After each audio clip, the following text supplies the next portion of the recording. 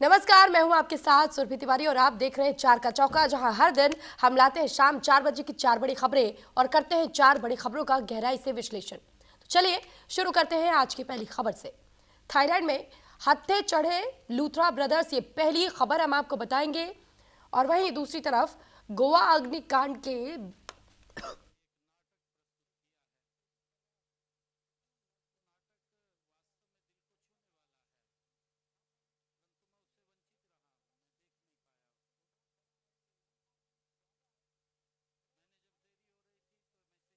देखिए, गोवा अग्निकांड के बर्च रोमियो लेन के मालिक सौरभ और गौरव लूथरा को थाईलैंड में हिरासत में लिया जा चुका है। सामने आई तस्वीरों में लूथरा ब्रदर्स थाईलैंड पुलिस की हिरासत में दिखाई दे रहे हैं।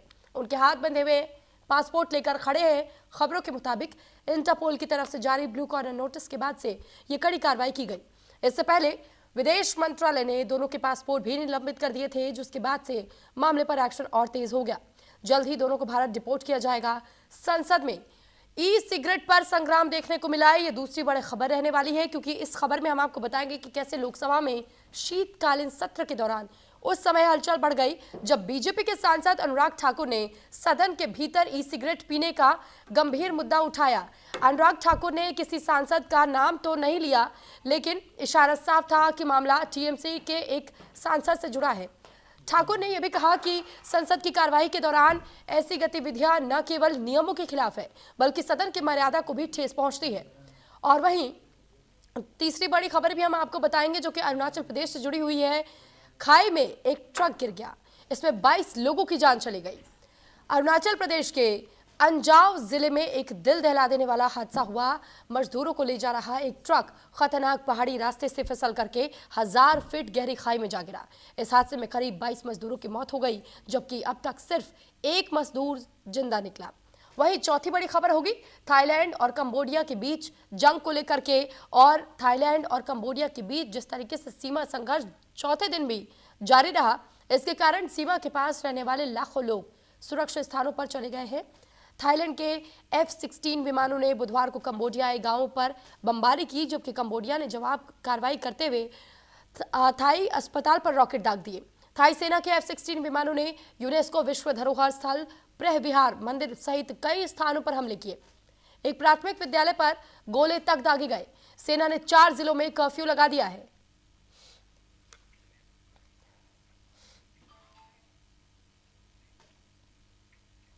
तो सबसे पहले ये बड़ी खबर आपको बता दें कि जो लूथरा ब्रदर्स है, यानी कि गोवा अग्निकांड, आपको याद होगा इसमें दोनों भाई फरार चल रहे थे, लेकिन एक बड़ी खबर आई जब दोनों भाइयों को हिरासत में ले लिया गया थाईलैंड में। गोवा अग्निकांड से जुड़ी ये बड़ी खबर आपको बता रहे, थाईलैंड में लूथरा ब्रदर्स को हिरासत में लिया गया। आज शाम भारत लाए जा सकते हैं लूथरा ब्रदर्स।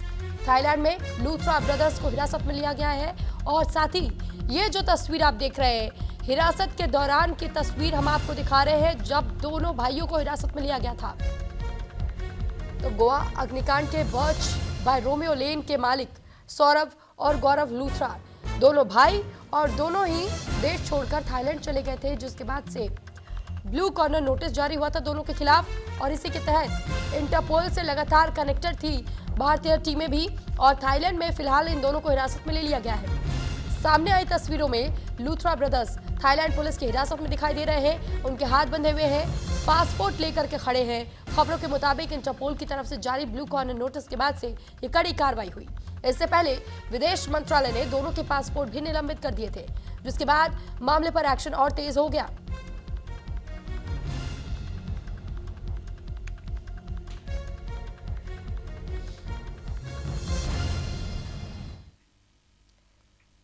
तो देखिए, गोवा अग्निकांड से जुड़ी एक और बड़ी खबर है। दरअसल गोवा के मापसा कोर्ट में अजय गुप्ता की पेशी हुई। अजय गुप्ता की रिमांड मांगेगी अब गोवा पुलिस। तो फिलहाल गोवा अग्निकांड में कई से 7 दिन की रिमांड मांगी गई है। हालांकि अब कोर्ट के फैसले का इंतजार करना होगा कि आखिर कोर्ट कितने दिन की रिमांड पुलिस को सौंपती है।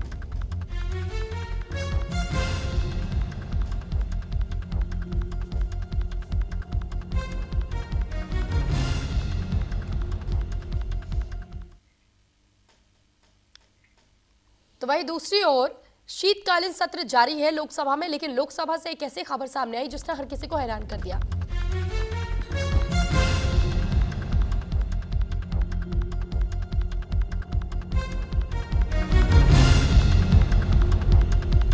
अनुराग ठाकुर की ओर से ई सिगरेट का मुद्दा उठाया गया। ई सिगरेट को लेकर के हंगामा हुआ लोकसभा के भीतर। अनुराग ठाकुर ने ई सिगरेट का मुद्दा उठाते हुए सदन में ई सिगरेट पीने का आरोप तक लगाया। आरोप टीएमसी के एक सांसद पर लगा। अनुराग ठाकुर ने कहा कि टीएमसी के सांसद को मैं 2-3 दिनों से देख रहा हूं, वो इसी तरीके से सदन में बैठकर और वेप का इस्तेमाल कर रहे हैं। वेप यानी कि ई सिगरेट के जरिए जो धुआं निकलता है उसे उस ई सिगरेट को वेप के तौर पर जाना जाता है। और अनुराग ठाकुर की ओर से इसी बात का जिक्र किया गया और यह कहा गया कि लोकसभा में आखिर कोई सांसद कैसे ई सिगरेट का इस्तेमाल कर सकता है, क्या यह अलाउड है। इस पर भी स्पीकर साहब की ओर से कहा गया कि ऐसा किसी को भी करने की अनुमति नहीं दी जाती है और अगर ऐसा करता कोई पाया जाता है तो फिर उसके खिलाफ कार्रवाई होगी।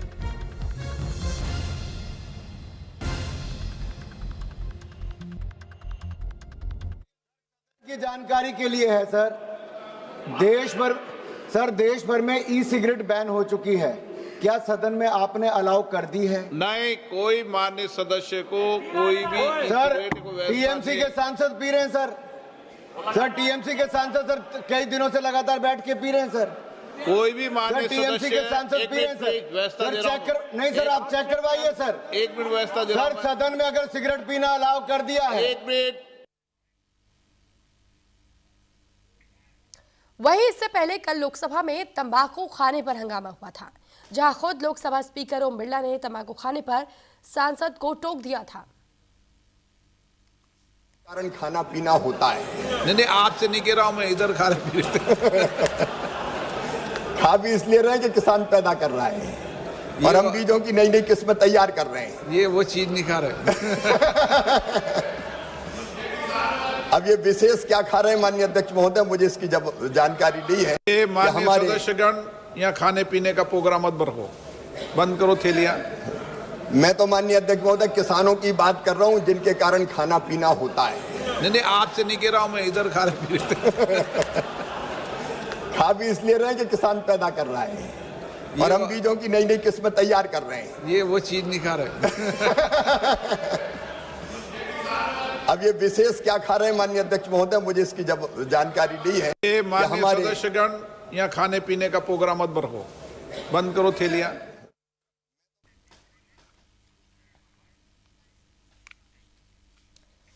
अब आपको लोकसभा के भीतर की ही 2 तस्वीरें हम दिखाते हैं और ये 2 तस्वीरें इसलिए भी अहम हो जाती है क्योंकि एक तस्वीर जो कि 10/12/2025 की सांसद को तंबाकू खाने पर टोका गया और दूसरी तस्वीर है 11/12/2025 की ई सिगरेट को लेकर के जब संसद के भीतर ही हंगामा देखने को मिला।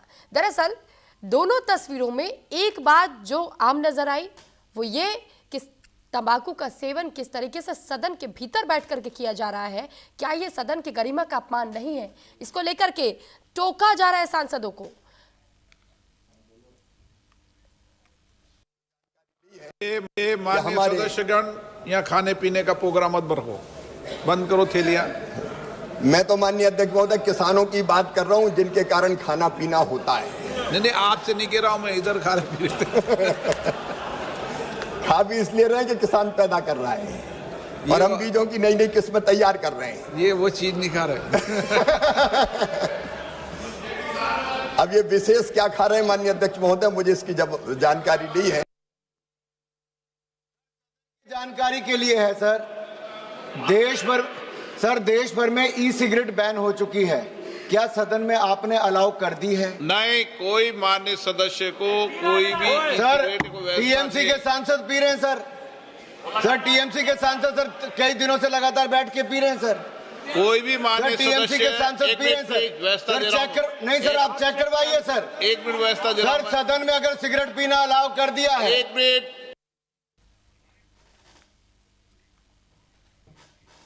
तो वहीं दूसरी तरफ थाईलैंड और कंबोडिया के बीच में एक बार फिर से जंग की शुरुआत हो चुकी है। लगातार 4 दिन से जारी दोनों देशों के बीच जंग सीमा के पास रहने वाले लोगों को सुरक्षित स्थानों पर भेज दिया गया है क्योंकि इस वक्त दोनों ओर से लगातार बम बरसाए जा रहे हैं, गोलियां दागी जा रही है और जो सीमा क्षेत्रों में रह रहे हैं लोग उन सभी को अब यहां से अपने घर छोड़ने के लिए कह दिया गया है, सभी को सुरक्षित स्थानों पर पहुंचा दिया गया है।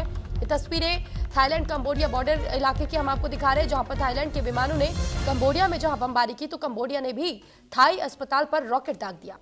प्रेह विहार मंदिर जो कि यूनेस्को हेरिटेज साइट में आता है, इस पर भी हमला बोला गया।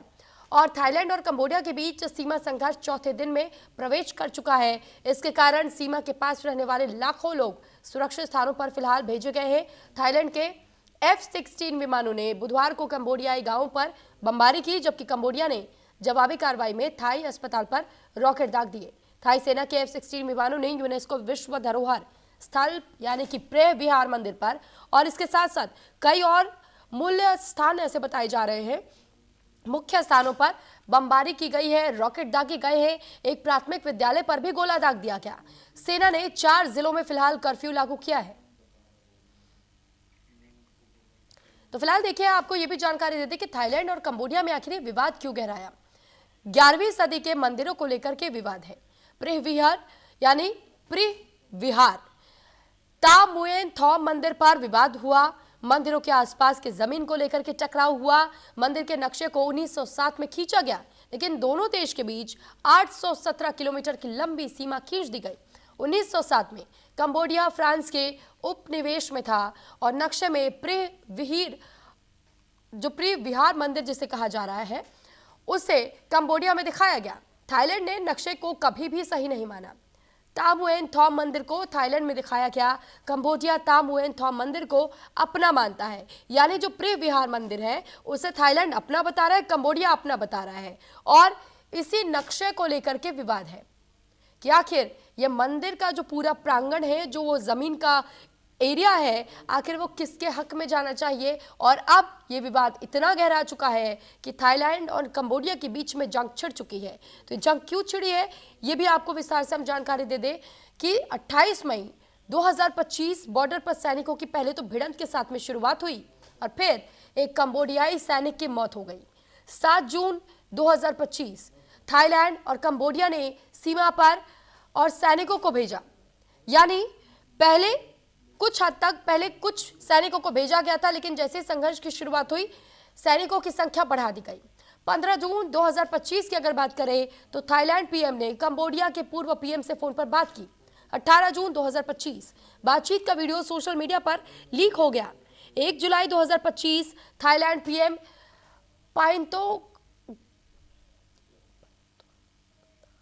पाइंतोग्रातान शिनवात्रा को पद से हटा दिया गया था। 16 जुलाई 2025 थाईलैंड के 4 सैनिक घायल हुए।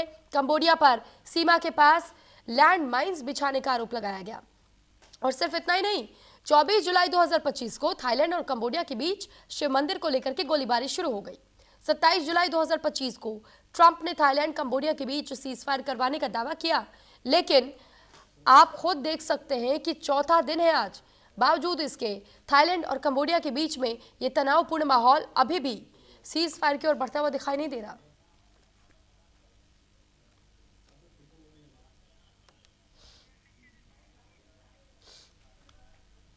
तो हम आपको यह भी जानकारी दे दें कि प्रेह विहार मंदिर पर थाईलैंड का दावा है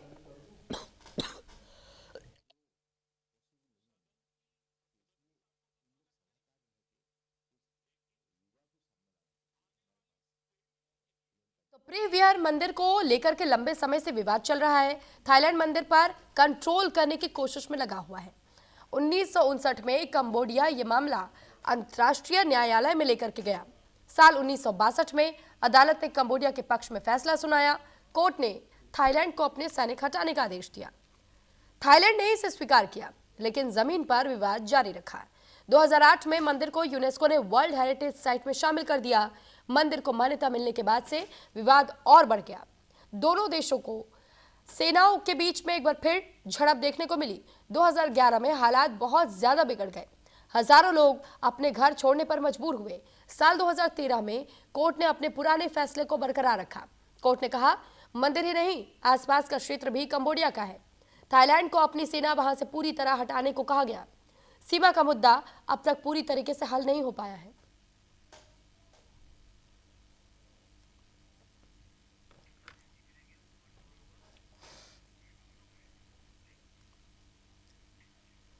कई राज्यों में इस वक्त घुसपैठियों और रोहिंग्याओं को लेकर के बवाल छिड़ा हुआ है। यूपी में भी इस मुद्दे पर राजनीति गरमाई हुई है। इसी को लेकर न्यूज इंडिया संवाददाता आंचल यादव ने सपा सांसद मोहिबुल्लाह नदवी से खास बातचीत की। सपा सांसद ने कहा कि बीजेपी मजहब के नाम पर लोगों को बांटती है और निचले तबके के लोगों में भय का माहौल है। क्या कुछ उन्होंने और कहा है, आपको सुनवाते हैं। एसआईआर को लेकर सीएम योगी आदित्यनाथ के बाद अब गृह मंत्री अमित शाह का बयान है, जिसमें उन्होंने कहा है कि विपक्ष को एसआईआर से दर्द इसलिए हो रहा है क्योंकि रोहिंग्या घुसपैठियों के वोट ना कटे, ऐसा विपक्ष चाहता। चले मोहिबुल्लाह नदवी साहब हमारे साथ है। सर, एक बार फिर से आपके ऊपर आरोप लगा है कि आप लोग चाहते हैं कि रोहिंग्या और घुसपैठियों के वोट ना कटे, इसलिए एसआईआर का विरोध कर रहे हैं। नहीं, देखिए, रोहिंग्या इस मुल्क में आए कैसे हैं और वो उनको उनकी सरगर्मियों को महदूद रखना और उनको जो भी उनके मसाइल हैं, ये तो सरकार का काम है। सरकार का काम ये भी है कि अपने शहरियों के वो वोट का सही तरीके से बंदोबस्त करें कि हर शहरी अपना हक़ राय जो उसको है, हक़ राय दही, उसको वो सही तरीके से इस्तेमाल कर सके और इसमें कोई हेरा फेरी और गड़बड़ ना हो। जिस तरह से लोगों के अंदर, पूरे देश के अंदर एक भय का माहौल है, ख़ास तौर पर पिछले तबके जिन्हें कहा जाता है कमज़ोर तबक़ात, उनमें ओबीसी, माइनॉरिटीज़ और जो बेचारे गरीब, जो मज़दूर लेबर तबके के लोग हैं, उनके दर्द को समझना बहुत ज़रूरी है। माननीय गृह मंत्री जी से भी अपील है और जो है वो प्रधानमंत्री जी से भी अपील है कि उनकी पीड़ा समझें। जो लोग अपने घर बार को छोड़कर दूसरी जगह मेहनत मजदूरी करने जाते हैं, वो क्या यहाँ के मूल निवासी नहीं हैं? या उनके पूर्वजों ने अगर पढ़ा नहीं, लिखा नहीं, तो हम उनको ये कहेंगे दूसरी जगह जाकर के मेहनत मजदूरी करते हैं कि वो यहाँ के नहीं है? या क्या उनका हम उन ओबीसी और अदर बैकवर्ड क्लासेस जो हैं, जो वंचित और महरूम लोग हैं, कमज़ोर लोग हैं, क्या हम उन्हें जमहूरियत, हक़ जमहूरियत जो उनको पहुंचता है, इजहार राय का जमहूरियत में, कि वो अपने इरादे से गवर्नमेंट में अपने कुछ दखल अंदाजी, क्या उसको छीन लेना चाहते हैं हम लोग? तो मैं समझता हूँ कि ऊपर वाले की उसको हाय लगेगी। ये भारत के रहने वाले लोग हैं, इनको ये कह देना कि इनके पास में गुजरों को, जो उसमें रह रहे हैं, जंगलात में रह रहे हैं, पूरी हिमालय की नीचे की जंगलात की आबादी, जिसमें गुजर हिंदू भी है, मुसलमान भी है, उनमें सब तरह के लोग हैं। क्या नटों और बंजारों में मुसलमान भी हैं, नॉन मुस्लिम भी हैं, सब लोग हैं, क्रिश्चियन भी हैं? क्या हम इन लोगों को वोट देने से रोक लेंगे? चलिए, यहाँ पर आप मोहिबुल्लाह नदवी साहब को सुन रहे थे, समाजवादी पार्टी के सांसद है। कैमरा पर्सन मनोज के साथ में आंचल यादव, न्यूज़ इंडिया, दिल्ली। और इस बीच एक बड़ी खबर आपको बता दें कि एसआईआर की समय सीमा 1 हफ्ते तक के लिए बढ़ा दी गई है। 6 राज्यों में 1 हफ्ते तक के लिए बढ़ाई गई है समय सीमा। यूपी में 31 दिसंबर तक समय सीमा बढ़ाई जा चुकी है, जबकि 6 राज्यों में 1 हफ्ते तक के लिए बढ़ाई गई है एसआईआर की प्रक्रिया। तो एसआईआर के मुद्दे को लेकर के जहां एक तरफ तमाम विपक्षी दलों की ओर से लगातार विरोध जताया जा रहा है, आवाज उठाई जा रही है, वहीं दूसरी ओर 6 राज्यों में 1 हफ्ते तक के लिए और एसआईआर प्रक्रिया की सीमा को बढ़ा दिया गया है। 6 राज्यों में 1 हफ्ते तक के लिए समय सीमा और बढ़ चुकी है, यानी यूपी में जहां 31 दिसंबर तक समय सीमा बढ़ाई गई है, तो और 6 ऐसे राज्य बताए जा रहे हैं जहां पर एसआईआर के लिए जो प्रक्रिया तय होनी है, जिस प्रक्रिया के तहत में एसआईआर संपन्न होना है, उसके लिए समय सीमा जो अवधि दी गई थी, उस अवधि को और बढ़ाया गया है।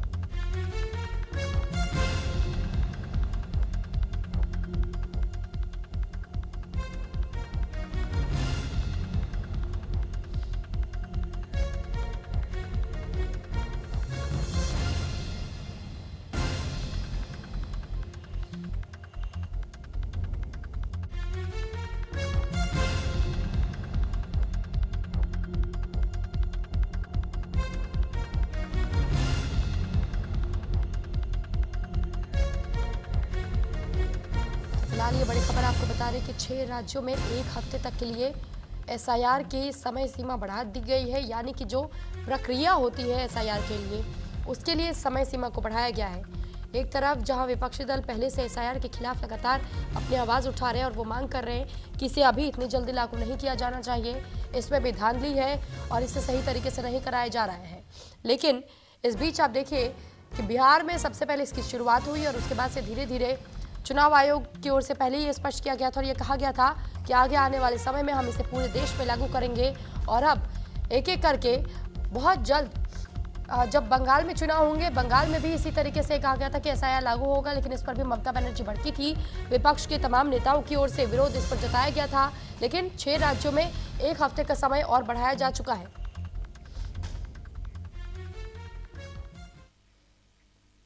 थाईलैंड और कंबोडिया के बीच पुराना सीमा विवाद एक बार फिर से भड़क उठा है और इस बार हालात बेहद गंभीर होते जा रहे हैं। लगातार 4 दिन से गोलीबारी, बमबारी और रॉकेट हमले जारी हैं।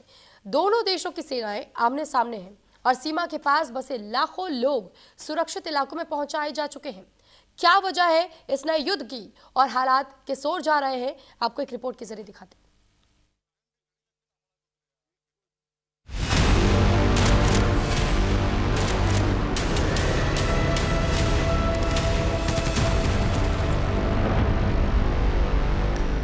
थाईलैंड और कंबोडिया के बीच सीमा विवाद दशकों पुराना है।